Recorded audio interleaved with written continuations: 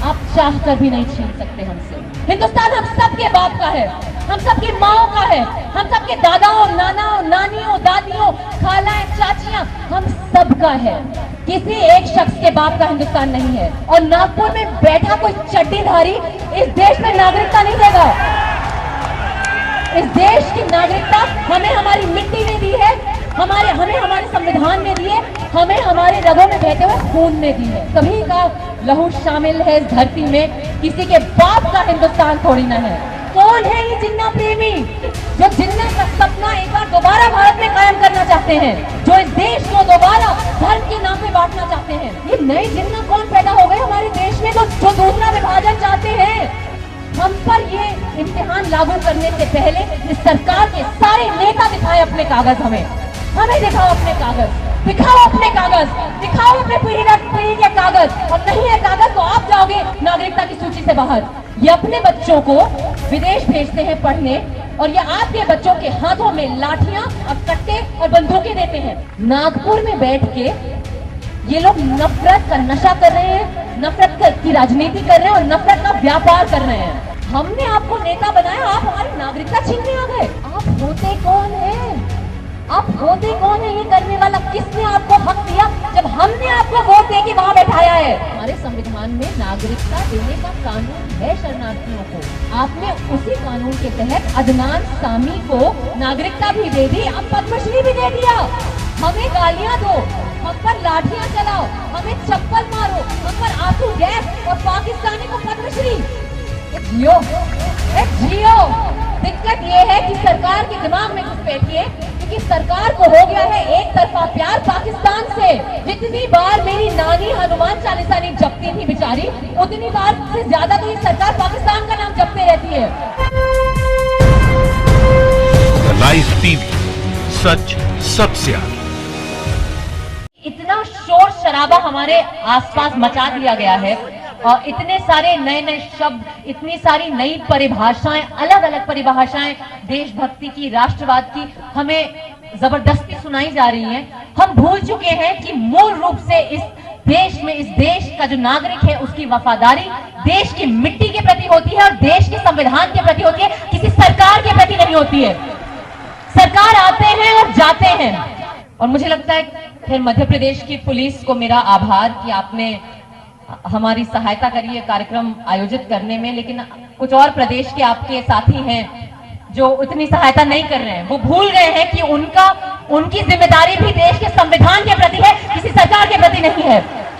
जिस सरकार को हमने इतने भरोसे से चुना था, 300 से ज्यादा हमने उन्हें सीटों पे विजयी बना के संसद में भेजा था, इस भरोसे के साथ कि वो इस देश पर शासन करेंगे हमारे संविधान के मूल्यों और आदर्शों के साथ। उन्होंने इतना बड़ा विश्वासघात किया हमारे संविधान का। एक गाना होता था ना कि अच्छा सिला दिया तूने मेरे प्यार का। मैं हमेशा कहती हूं और मैं बार बार कहती रहूंगी कि हम देर से जागे हैं। हमें तब जाग जाना चाहिए था जब दादरी में अखलाक की मौत हुई थी खाने के पीछे। इस देश में घुसपैठिए घुस गए हैं। इन्हें पूछो कहां घुसे हैं घुसपैठिए इतने सारे? हमें क्यों नहीं नजर आ रहे हैं? आपकी सरकार की किसी डेटा में क्यों नहीं पता चल रहा कि भारत में इतना बड़ा घुसपैठियों की दिक्कत है? क्योंकि घुसपैठिए इनके दिमाग में घुसे हुए हैं। दिक्कत ये है कि सरकार के दिमाग में घुसपैठी है, क्योंकि सरकार को हो गया है एक तरफा प्यार पाकिस्तान से। सही में कसम, जितनी बार मेरी नानी हनुमान चालीसा नहीं जपती थी बेचारी, उतनी बार से ज्यादा तो ये सरकार पाकिस्तान का नाम जपते रहती है। ये इतने बबलाए प्यार में कि इन्होंने हमारे संविधान के साथ छेड़खानी शुरू कर दी। आप सबको पता होगा, मैं फिर भी एक बार बता देती हूँ। इस देश में जो शरणार्थी हैं उन्हें नागरिकता देने का कानून है। हमारे देश में, हमारे संविधान में नागरिकता देने का कानून है शरणार्थियों को, और घुसपैठियों को पकड़ने की एक प्रक्रिया है। आपने उसी कानून के तहत अदनान सामी को नागरिकता भी दे दी, अब पद्मश्री भी दे दिया। भाई वाह! हमें गालियां दो, हम पर लाठियां चलाओ, हमें जियो, ए जियो। ये तो इस सरकार का हाल है। क्यों, चलिए सीए ये संविधान में ले आए, लेकिन सीए के पांव, हाथ, नाखून, पंजे, वो क्या होंगे जिससे सीए लागू होगा हमारे देश में? वो है NRC, national register of citizens, और NPR, national population register. NRC Assam में लागू किया गया था क्योंकि असम प्रदेश में एक खास समस्या थी। 10 साल लगे उस प्रोसेस को, और 10 साल के अंत पर मैसिव फेलियर, मतलब पूर्ण रूप से असफल रहा एनआरसी। 10 साल लगा, और क्या नतीजा रहा? नतीजा ये रहा कि 19 लाख हिंदुस्तानी उस लिस्ट में से, नागरिकता की सूची में से बाहर थे। इन्हें लगा था सारे मुसलमान निकलेंगे, अच्छा है निकाल दो, इनके वोट करने के हक को छीन लो, इन्हें डिटेंशन सेंटर भेज दो, हमारी राजनीति चमक जाएगी। भैया 137 करोड़ का देश है जिसमें से 80% है हिंदू। 15 लाख हिंदू निकले। फिर उन हिंदुओं को कैसे अकोमोडेट किया जाए? तो बैकडोर एंट्री, बॉम्बे में क्या हम कहते हैं, सुमड़ी से अंदर लेना। तो सुमड़ी से अंदर लेने के चक्कर में सीए इन्होंने बनाया, जिसमें कथित तौर से बार बार माननीय गृह मंत्री साहब ने कहा कि इस कानून के तहत बांग्लादेश, अफगानिस्तान और पाकिस्तान से हम हिंदू, सिख, बौद्ध, जैन और ईसाई को लेंगे। इतनी बार उन्होंने ये बात कही कि जिसको वो नहीं लेंगे वो पूरे देश में गूंज रहा है कौन सा समुदाय है। Shame, shame. इसमें कोई दो राहें नहीं है कि जो सीए है वो मुसलमान समुदाय के खिलाफ एक टारगेटेड कानून है। लेकिन आप ये मत समझिएगा कि सीए से नुकसान सिर्फ मुसलमानों को होगा, सीए, एनआरसी, एनपीआर का जो स्कीम है उससे। क्योंकि जब कागज दिखाने का टाइम आएगा, ये जो इम्तिहान है नागरिकता का, इसके लिए उन्हें पीढ़ी दर पीढ़ी के कागज चाहिए। इस देश में अधिकतर लोगों के पास कागज नहीं है। आप इस देश की अधिकतर आबादी की नागरिकता को संदिग्ध करने के चक्कर में हैं। आप होते कौन हैं? आप होते कौन है ये करने वाला? किसने आपको हक दिया जब हमने आपको वोट देके वहां बैठाया है? हमने आपको नेता बनाया, आप हमारी नागरिकता छीनने आ गए। जब उन्हें लगने लगा कि बहुत विरोध हो रहा है एनआरसी का, तो उन्होंने एक नई चाल खेली। महाभारत में जब पांडव अपना हक मांगने आए थे कौरव से, तो कौरवों ने एक पासे का खेल रखा था जिसमें शकुनी मामा हर बार एक नई चाल चल देते थे। हमारी सरकार में भी शकुनी मामा बैठे हैं। जब उन्हें लगा कि एनआरसी की चाल चल नहीं रही है, तो उन्होंने एनपीआर का पासा छोड़ दिया धीरे से। अब वो बता रहे हैं कि नहीं ये कुछ नहीं है, ये तो जनगणना है। अरे कितनी जनगणना करवाओगे? और कोई काम नहीं है क्या सरकार के पास? मतलब हालत देखिए आप, हमारे देश की नौकरियां नहीं है, अर्थव्यवस्था का भट्टा बैठा हुआ है, मंदी ऐसी जैसे कभी थी नहीं, बेरोजगारी का आलम ये कि 45 साल में सबसे ज्यादा बेरोजगारी इस देश में है। कल वित्त मंत्री ने ऐसा बजट दिया कि सेंसेक्स बैठा ही दिया। 3 घंटे भाषण देने के बाद समझ ही नहीं आया किसी को कि क्या था वो। और आप इन फालतू की स्कीमों के पीछे पड़े हुए हैं। आप अनुमान लगाइए कि 137 करोड़ की आबादी में कितने लोगों को आप बाहर करेंगे। पूरे देश में एनआरसी करने की लागत आएगी 54,000 करोड़। किसका पैसा है ये आपका और मेरा टैक्स पेयर का पैसा है। हम नहीं चाहते अपने पैसों को इस फालतू की स्कीम में लगाना। हमें शिक्षा चाहिए जिसका बजट आपने काट दिया है, हमें स्वास्थ्य चाहिए जिसका बजट आपने काट दिया है, हमें सड़कें चाहिए, हमें नौकरियां चाहिए, हमें पानी चाहिए पीने का। कुछ तो नशा कर रही होगी सरकार, सस्ता नशा। और कोई इसकी एक्सप्लेनेशन है नहीं। बहुत सोचने के बाद मुझे समझ में आया कि सरकार नफरत का नशा कर रही है, और नफरत से बड़ा कोई नशा नहीं होता। नागपुर में बैठ के ये लोग नफरत का नशा कर रहे हैं, नफरत की राजनीति कर रहे हैं और नफरत का व्यापार कर रहे हैं। ये अपने बच्चों को विदेश भेजते हैं पढ़ने, और ये आपके बच्चों के हाथों में लाठियां और कट्टे और बंदूकें देते हैं, ताकि वो जब उनको उकसा के वो शाहीन बाग जैसे गांव में भेजेंगे, ताकि वो उनकी घटिया राजनीति करें और फिर बाकी अपनी जिंदगी जेल में बिताएं। ये है ये घटिया खतरनाक नशा। इंदौर के ही एक सुपूत हैं कैलाश विजयवर्गीय साहब। बात बताइए मुझे, आजीवन जो आदमी पोहा जलेबी खा के बड़ा हुआ हो और उसे फिर पोहा बांग्लादेशी लगने लगे तो उससे क्या पूछिएगा आप? यही पूछेगा ना आप कि अंकल क्या भूख रहे हो, यही पूछेंगे। और मेरी एक सिंपल सा तर्क है कि अगर पोहा बांग्लादेशी है तो जो आदमी आजीवन पोहा खा के बड़ा हुआ है वो भी बांग्लादेशी हुआ। दिखाओ अपने कागज, दिखाओ अपने पीढ़ी के कागज, और नहीं है कागज तो आप जाओगे नागरिकता की सूची से बाहर। हम पर ये इम्तिहान लागू करने से पहले इस सरकार के सारे नेता दिखाए अपने कागज, हमें दिखाओ अपने कागज। अब आप दिखाओगे हमें अपने कागज। हमने एक निर्णय लिया था 1947 में कि भारत एक धर्म निरपेक्ष गणराज्य बनेगा। भारत में नागरिकता और धर्म का कोई लेना देना नहीं होगा। इस बात पर हम इतने अडिग और इतने अटल थे कि विभाजन भी हो चला पर हम अपनी बात पे अड़े रहे। पाकिस्तान बना, एक बहुत दुखद काल से गुजरा भारत, पाकिस्तान बन गया, उन्होंने एक धार्मिक गणराज्य बनाया, पर हम अपनी बात पर अडिग रहे और हमें गर्व था और पूरी दुनिया में हमारा नाम था कि भारत में हर नागरिक को बराबरी के हक हैं।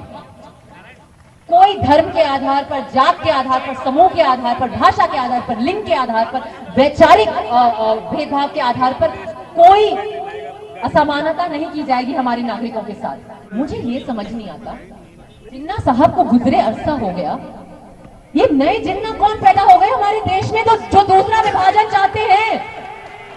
कौन है ये जिन्ना प्रेमी? कौन है ये जिन्ना प्रेमी जो जिन्ना का सपना एक बार दोबारा भारत में कायम करना चाहते हैं, जो इस देश को दोबारा धर्म के नाम पे बांटना चाहते हैं? हमारे देश और हमारे संविधान के साथ इससे बड़ा विश्वासघात नहीं हो सकता। 70 साल पहले हमने एक साथ मिलकर सत्याग्रह और अहिंसा का रास्ता अपनाया था और हमने अपनी आजादी हासिल की थी। आज वो मौका दोबारा आ चुका है। उस वक्त जो हमारे खिलाफ खड़े थे उन्हें हम पहचान सकते थे, वो हमसे अलग दिखते थे, वो एक अलग नस्ल के थे, अंग्रेज थे, गोरे थे, विदेशी थे। आज दुश्मन हमारे अंदर है और कोई इंसान नहीं है। वो दुश्मन एक सोच है, वो दुश्मन वो नफरत है जिसे नशा बनाकर जिसका व्यापार वो पूरे देश में कर रहे हैं। वो दुश्मन वो व्हाट्सएप के मैसेजेस हैं जो नफरत फैलाते हैं समुदाय के बीच में और जो झूठी खबरें फैलाते हैं। वो दुश्मन वो गोदी मीडिया है जो रोज शाम को झूठ पे झूठ हमारे देश में फैला रही है और नफरत फैला रही है आपसी हमारे देश में हर समुदाय के बीच में। यहाँ एक भाई साहब बहुत उत्तेजित हो रहे थे, कह रहे थे मार पड़ेगी और जूते खाएंगे। सर नहीं सर, हम जूते नहीं मारेंगे, हम कोई जूते नहीं मारेंगे, हम फूल बरसाएंगे, हम नारे लगाएंगे, हम कागज नहीं दिखाएंगे। तानाशाह आकर जाएंगे, हम कागज नहीं दिखाएंगे। तानाशाह आकर जाएंगे, वो नए कानून बनाएंगे, वो झूठी बात बताएंगे, वो चिकना पाठ पढ़ाएंगे, वो 144 लगाएंगे, वो लाठी चार्ज कराएंगे। आपको किसी नेता की जरूरत नहीं है, माफ कीजिएगा, मैं किसी का अनादर निरादर नहीं करना चाहती, लेकिन आपको हमारी जरूरत नहीं है। आप खुद में काफी हैं, क्योंकि हमारा संविधान आपके दिल में जिंदा है और आपने, इस देश के छात्रों ने, इस देश की महिलाओं ने और इस देश के शांतिपूर्ण विरोधियों ने ये साबित किया है कि हमारा संविधान, हमारा तिरंगा, गांधी जी का सपना और हमारे संविधान की जो मूल और आदर्श है वो हमारे अंदर जिंदा है। और जब तक वो जिंदा है हम इन सड़कों पर हैं। कभी का लहू शामिल है इस धरती में, किसी के बाप का हिंदुस्तान थोड़ी ना है, किसी एक शख्स के बाप का हिंदुस्तान नहीं है। हिंदुस्तान हम सबके बाप का है, हम सबकी माओ का है, हम सबके दादाओं, नानाओं, नानियों, दादियों, खालाएं, चाचियां, हम सबका है। और नागपुर में बैठा कोई चड्डीधारी इस देश में नागरिकता नहीं देगा। इस देश की नागरिकता हमें हमारी मिट्टी ने दी है, हमें हमारे संविधान ने दी है, हमें हमारे रगों में बहते हुए खून ने दी है। आप चाह कर भी नहीं छीन सकते हमसे। हम नहीं चाहते फौजी बूटों की टाप पर हुनर का गीत गाना, आंसू गैस के धुएं में नमक चाटना या अपने ही जीभ पे अपना लहू चखना किसी के लिए मनोरंजन नहीं होता। लेकिन हम झूठ मूठ का कुछ भी नहीं चाहते। हम सचमुच सब कुछ सचमुच का देखना चाहते हैं, जिंदगी, बराबरी या कुछ भी और। भारत की खूबसूरती यही है कि हमारी अनेकता में एकता है और यही हमारी विशेषता है। तो सबसे पहले हमारी एकता का एक नारा हो जाए, आवाज दो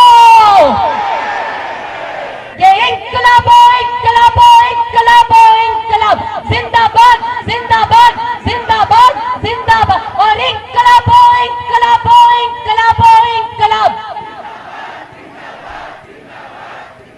हाँ, जय जय जय जय जय भीम जय भीम जय भीम, सारे बोलो जय भीम। अरे गांधी बिरसा जय भीम और गांधी फूले जय भीम। हाँ, जय भगत सिंह जय भीम। तो इंकलाब जिंदाबाद, इंकलाब। हमारा संविधान, हमारा संविधान, हमारा तिरंगा, हमारा तिरंगा, हमारा भाईचारा, हमारी एकता, हिंदुस्तान हिंदुस्तान। तो हर जोर जुल्म की टक्कर में संघर्ष हमारा नारा है। हर जोर जुल्म की टक्कर में, हर जोर जुल्म की टक्कर में और सीएए की टक्कर में और एनआरसी की टक्कर में और एनपीआर की टक्कर में और फांसीवाद की टक्कर में और संघवाद की टक्कर में और गोठेवाद की टक्कर में और नफरतवाद की टक्कर में और पुलिस हिंसा की टक्कर में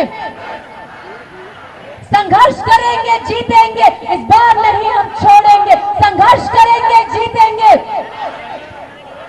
तो बोल साथी हल्ला बोल, रे बोल बहना हल्ला बोल, और बोल भैया हल्ला बोल, और आपा फूफी खाला बोल, और दादा चाचा मामू बोल। अरे तू भी बोल, मैं भी बोल, हल्ला बोल, हल्ला बोल, चारों ओर से हल्ला बोल। तो सीएए पे हल्ला बोल और एनआरसी पे हल्ला बोल और एनपीआर पे हल्ला बोल कि इंकलाब इंकलाब, हिंदुस्तान, हमारा संविधान, हमारा तिरंगा। जय हिंद, जय भारत, जय। लाइव टीवी, सच सबसे आगे।